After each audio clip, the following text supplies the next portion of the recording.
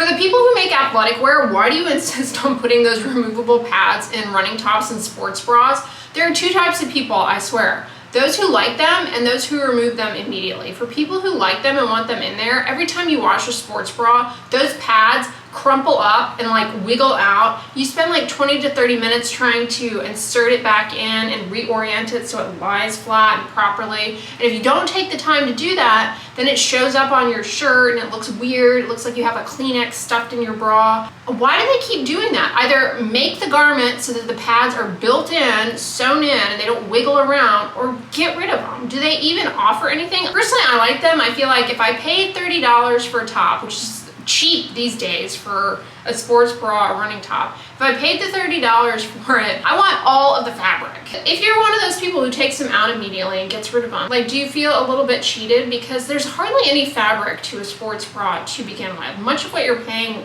for is in the engineering of the garment. What's with this disposable pad situation? I'm not even sure.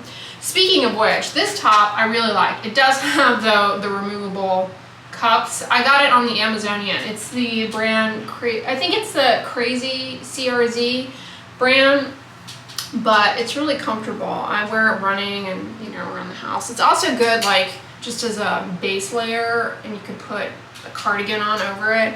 It's got subtle strappies in the back. That's another thing. I know you guys are like, what is she on this morning? That's another thing. You have to beware. These strappy tops, like strappy sports bras that have all the like weaving and stuff, they look really cute on the model. Getting into those things, oh my gosh. You remember those finger traps where you put your fingers in and try and get them out? That's what those tops remind me of. It's like, ugh. Or it's like one of those obstacle courses where they have all the strings everywhere and you have to like weave around. And you end up with like a loop over your neck. Yeah, so I like to keep it simple because it's easier to put on.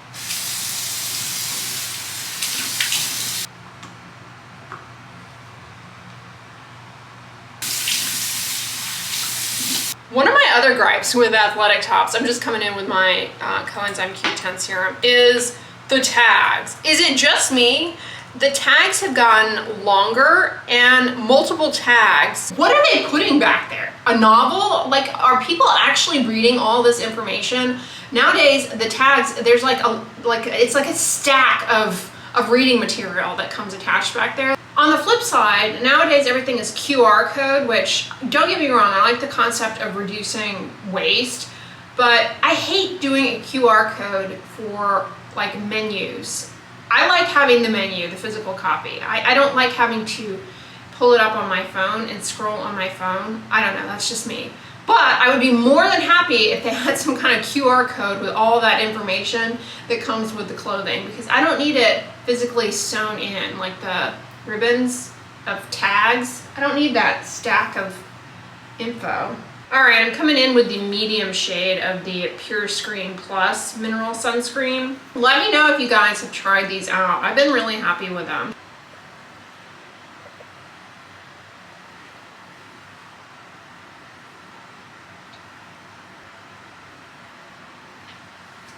But I've been so impressed with how sheer these are.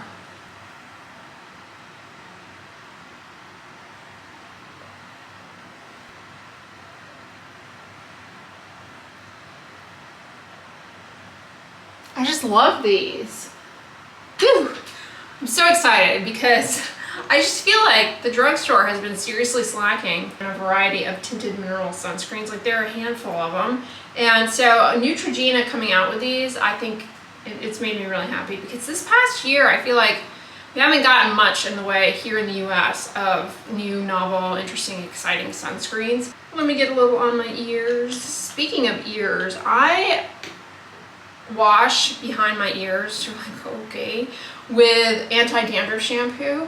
It's the most relaxing thing in the world. In the shower, take a little anti-dandruff shampoo and rub it back here. The active ingredients in anti-dandruff shampoo, they help cut down on the little yeast that thrives in the skin, especially in areas like this, and can lead to dandruff. And it's an area where you can easily forget, but I'm serious. Rubbing the shampoo right back here, it's very relaxing. Back again. coffee time. I'm starting to wonder why I have gone so many years of my life not grinding my own coffee beans. And I know that sounds really pretentious, like, oh, are you even a coffee drinker if you don't grind your own beans? Blah, blah, blah. But I definitely taste a difference. And it's not as much work as I thought it would be. I was always like, I don't know that I have time to be grinding my beans fresh. But, I mean, it takes, like, no effort.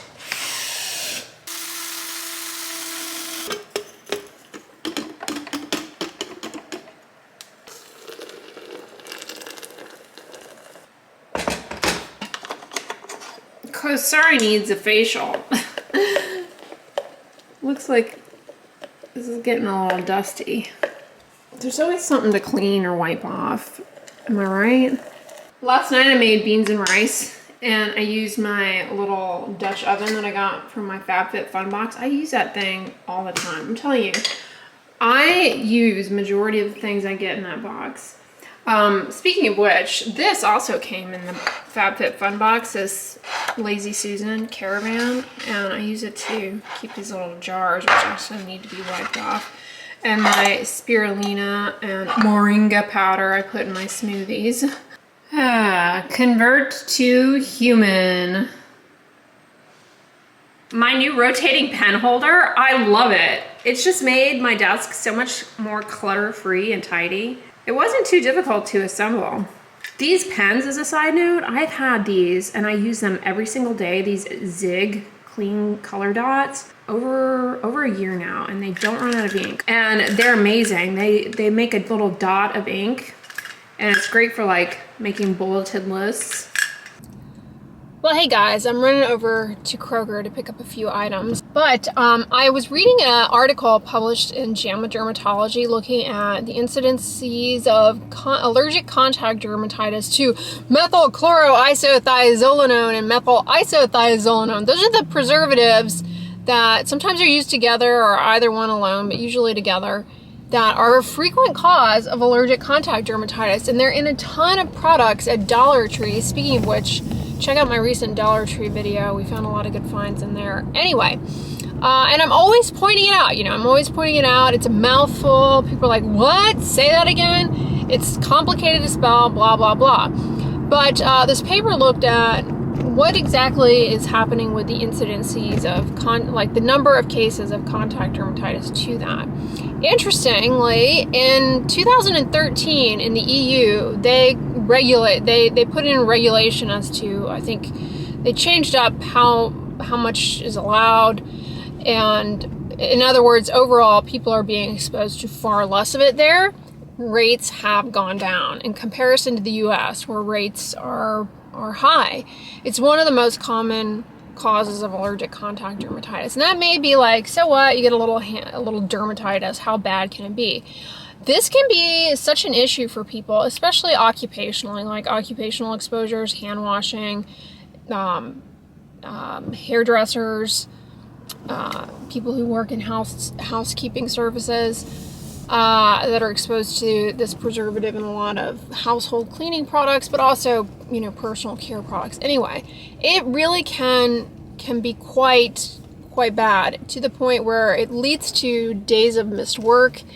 And I mean, it's a problem. Reading that paper and knowing that, it solidifies why, for me, in making these videos where I do the shopping videos like in Dollar Tree, why pointing that out is so important, because people struggle with skin problems and they don't often have access to a dermatologist, and they may really struggle to know exactly what's going on. And just by pointing that out, that it's a common cause of allergic contact dermatitis, maybe they might try eliminating it. No harm, right, in trying to eliminate products with it.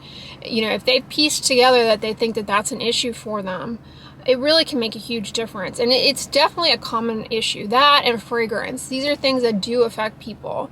And there's such a gap in access to dermatologic care.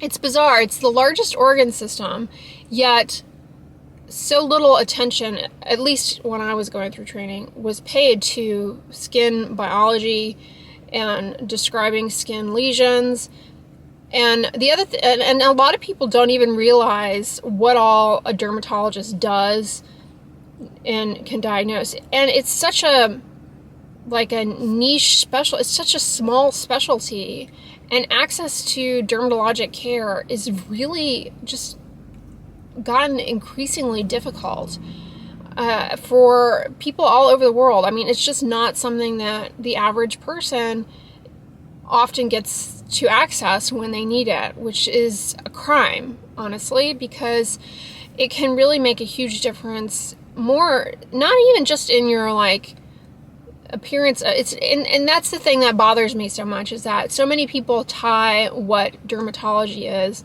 to this cosmetic tangible, because a lot of dermatologists do end up doing cosmetics, and they don't really do much in the way of general dermatology. A dermatologist can really change somebody's life dramatically, because they can make a dermatologic diagnosis can make all the difference from you going into the emergency room and leaving that day, or going to the emergency room and being admitted to the hospital.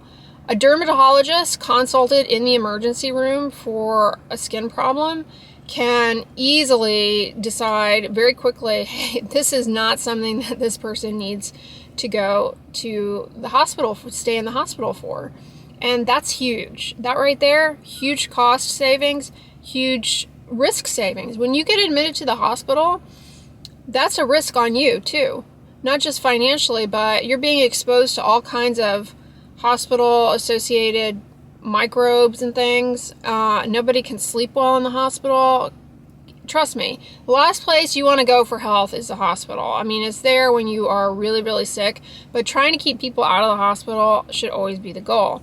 And it's challenging, for people coming in with what looks like a really eye-opening skin problem, but a lot of things that may make your jaw drop as far as skin issues, they're not life-threatening. They don't require hospitalization. They're better managed in the office. But if you're in an area where there's no dermatologist, let alone one that's going to come into the emergency room to evaluate a patient, think of how much money we are wasting. Think of how much time, effort, money we as a society are wasting. A lot of people end up going to the ER for skin problems. Hives is a classic example. Poison ivy, another example. And a lot of times they'll be put on a steroid pill by mouth. Clears up the rash, but it's not the treatment for the rash. It's just a silencing of the symptoms temporarily. But as soon as that steroid medicine wears off, well, it flares because it wasn't the right treatment to begin with. Or it's a missed opportunity too for a tissue diagnosis, for a dermatologist to come in there and do a skin biopsy when the rash is really at its prime. It's a missed opportunity because, see, the rash will evolve and it'll get to a stage where it becomes obscured by other things, scratching behaviors because it's itchy, and it makes it harder to get an accurate diagnosis on biopsy. All that to say, dermatologic care is difficult to access, but it can make a huge difference. And I want you guys to understand that in my videos, that's the message I want to get across, that it can make a huge difference if you're dealing with a skin problem. Because just think about all the time people spend going to the store, trying different creams, trying things to help their skin problems, trying to help their hives with things like Benadryl. That's not going to help long term. It's short acting. Just makes you sleepy. With hives, is it acute hives? Is it chronic hives? It's been going on and it's chronic. Well, it needs a workup.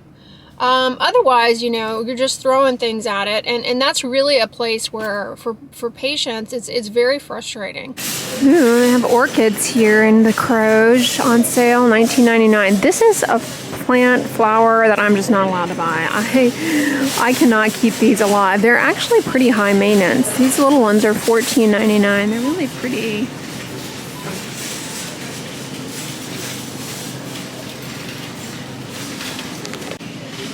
We also have these willow pampas grass that's died. Oh, those are pretty. Tulips. Hydrangeas. Dang, Kroger really has pulled out all of the flora here.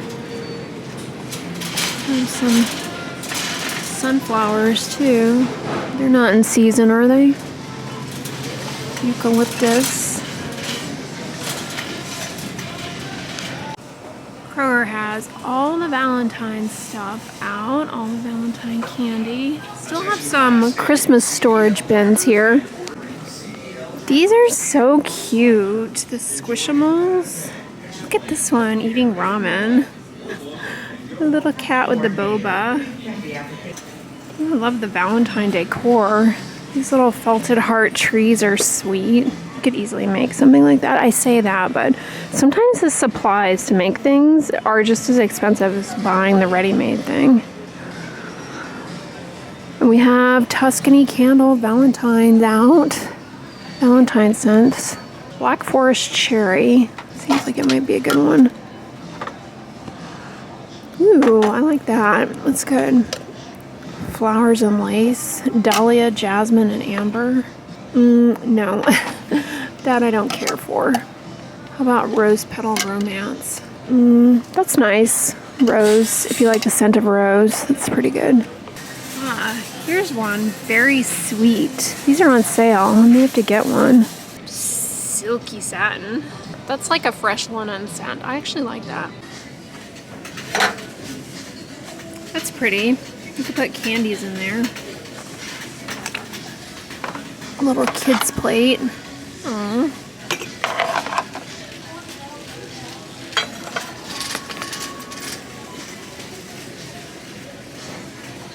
We'll be cookie decorating. There are more over here. Well, I'm glad to see they at least came out with all the Valentine scents because they were seriously slacking with the Christmas scents. Dozen roses. Vanilla rose.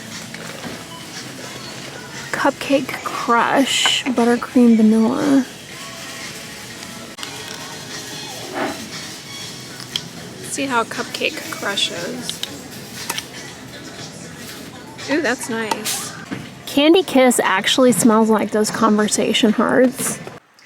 Went ahead and picked up 2 candles. I just love the limited edition labels. They're so pretty. So I got Cupcake Crush. It's a nice buttercream scent. And I got Berry Sweet, strawberry and raspberry.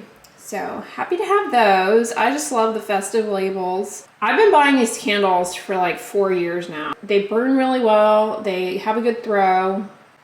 Right now at Kroger, they're like $8 something, I think I paid for them. They're usually, I think, like 12 or 13 bucks. More affordable than Bath & Body Works. They last longer. I happen to think the scents are slightly more sophisticated, if I do say so myself. My favorite is the Cafe Mocha and the Lemon Sugar Cookie. Those are amazing. But I always love the limited edition scents. Well, hey guys, I just finished on my treadmill. Let's put your illumination station on. Here, let me slide you down. You know, I was pointing out recently in a video how I have a lot of water bottles and I'm always tempted to buy more. I think I was in Kroger a few weeks ago and I was like eyeing the water bottles, resisting the urge. But the water bottles I seriously use the most are the old school Nalgene water bottles. I have so many of these and this is literally what I use. Like I just finished on the treadmill and I keep this on the treadmill with me and drink one like during my cool down walk, and I just keep them filled up in the refrigerator. And this is honestly what I drink out of probably the most, I would say. But yeah, I am one who can collect water bottles easily and I really have to resist the urge. Let me know in the comments if you're one of those people. I've been really good about doing my stretches after my run. What was it? A year or so ago, I was like, I need to get better at stretching. I've been really good. This whole past year, I think it was all of 2022, that was almost like, not a New Year's resolution, but just like a goal to consistently stretch after, after I run. And I think it's made a huge difference in my flexibility.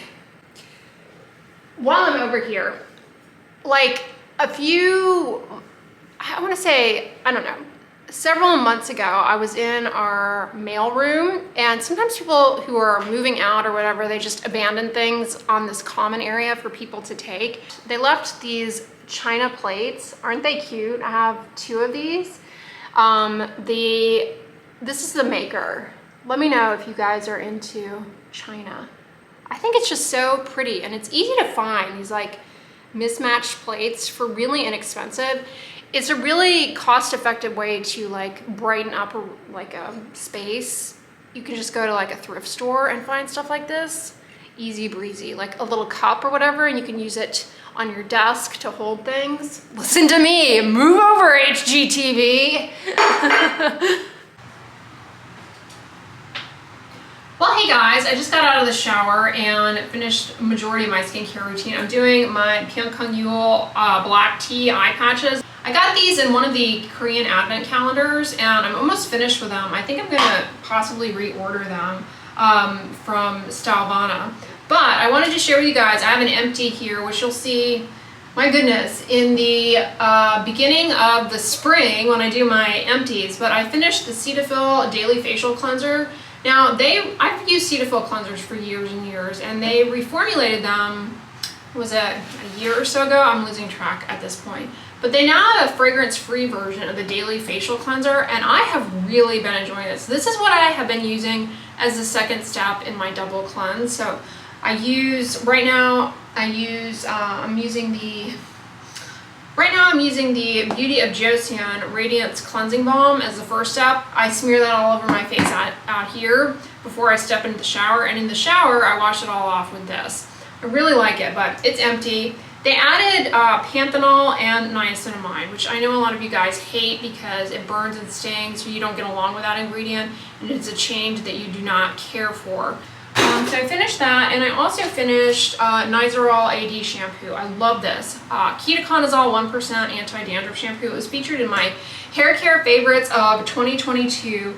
It's great for dandruff. It's great for scalp health because it helps control the burden of that little yeast malassezia that lives on everyone's skin, but you can have inflammatory responses too that can lead to redness, itch, and so I've been using it. I will point out though that for some hair types, it can be a bit on the drying side. Like if you have more of a textured hair type, but if you have an oilier scalp, give it a try. I always follow it up with a conditioning hair mask, but I find that one makes my hair very voluminous the following day. So I've rather been enjoying that. I need to tidy up my bathroom counter. Actually, it's looking pretty good. It's just a little chaotic, but oh man, you guys. So I filmed a video this week, should be up already actually, on, I don't even know what to title it at this point. Sometimes coming up with titles is like really, it's a challenge sometimes to come up with titles for videos, but I wanted to go into detail about the effects of pollution on our skin and how that can contribute to skin problems, acne, eczema.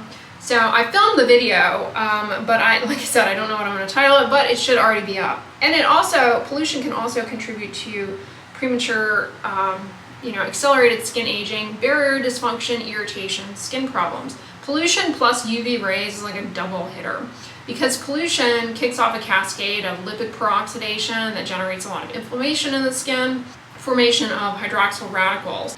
I stated in this video, and it's true, when people get a little like upset by the terms anti-aging, but I really just wish we had a better term for it. It's really more about prolonging skin longevity. I don't know. Keeping your skin healthy long term. You don't want to accelerate the skin aging process because skin has a lot of work to do for you, and people are living longer and longer these days, so you're going to be on this planet a long time. You want to keep your skin as healthy as possible. I also want to do a video for you guys on a little routine on how to use the De La Cruz Sulfur Mask because it's an underrated and affordable skincare product, helpful for acne, rosacea, perioral dermatitis, but it's pretty easy to tolerate. So if you have it's pretty easy to tolerate, although it can be a bit drying. And for me personally, whenever I do the sulfur masks, I always feel like my skin is a lot smoother or softer afterwards. It's relatively inexpensive. It used to be really inexpensive, but you know how things are these days. Speaking of which, there have been some changes to the FDA has made in terms of cosmetics, which obviously includes skincare. And I think basically, I don't know all of the ins and outs. I'm not entirely sure what it all entails, but I do know that it's likely going to come with an increase in price for skincare products here in the US. So just be aware of that. That's coming. I know things have already gotten expensive. Anyway, y'all, I'm gonna wrap this vlog up here. I hope you guys enjoyed it and you're having a great weekend. If you like this video, give it a thumbs up, share it with your friends, and as always, don't forget, sunscreen and subscribe. I'll talk to you guys tomorrow. Bye.